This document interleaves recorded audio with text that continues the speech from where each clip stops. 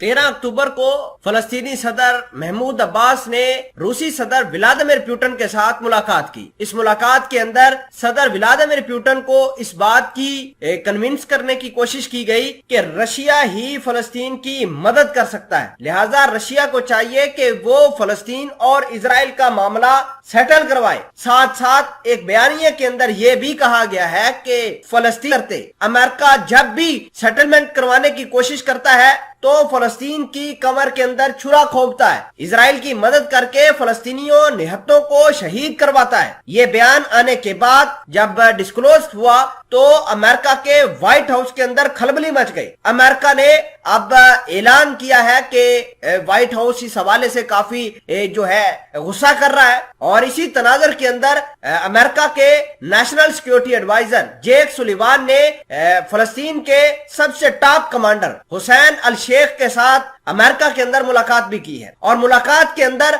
अपने तमाम कंसर्न्स जो है वो फलस्तीनी रहनुमा को दे दिए हैं, और कहा है कि अमेरिका सदर व्लादिमीर पुतिन और सदर महमूद अब्बास की इस मीटिंग और बयानियत से खफा है। आने वाले दिनों के अंदर आप देखेंगे कि अमेरिका इजराइल को पुश करके फलस्तीनियों के ऊपर और ज्यादा कहर डालेगा। वो कैसे, जरा इस खबर को डिटेल से जानने के लिए आप हमारा चैनल हसना टीवी को सब्सक्राइब करके पास मौजूद घंटी के निशान को दबा लें ताकि लेटेस्ट न्यूज आप तक बर वक्त पहुंचती रहे। सबसे बड़ी और अहम डेवलपमेंट ये निकलकर सामने आई है कि फलस्तीनी सदर महमूद अब्बास ने अमेरिका को ये कहना ही बंद कर दिया है कि वो आकर हमारे और इजराइल के दरमियान मामला सेटल करवाएं। देखिए कि फलस्तीनियों को इस बात का पता चल चुका है कि अमेरिका हमेशा डबल स्टैंडर्ड के साथ खेलता है, जबकि रशिया की अप्रोच इस इशू को लेकर बहुत ज्यादा क्लियर और बहुत ज्यादा ट्रांसपेरेंट है। लिहाजा मुलाकात जो हुई है 13 अक्टूबर को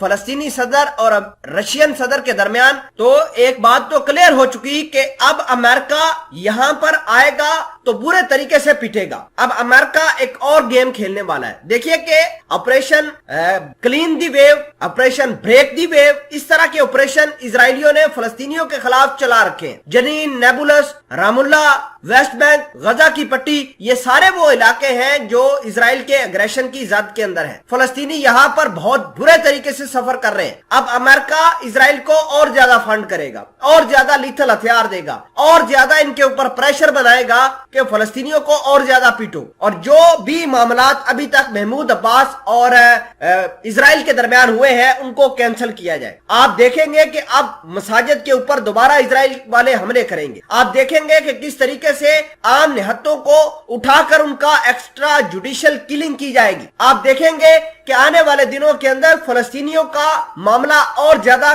क्राइसिस पकड़ेगा, और ज्यादा तूल पकड़ेगा, और उसके पीछे कौन होगा? अमेरिका।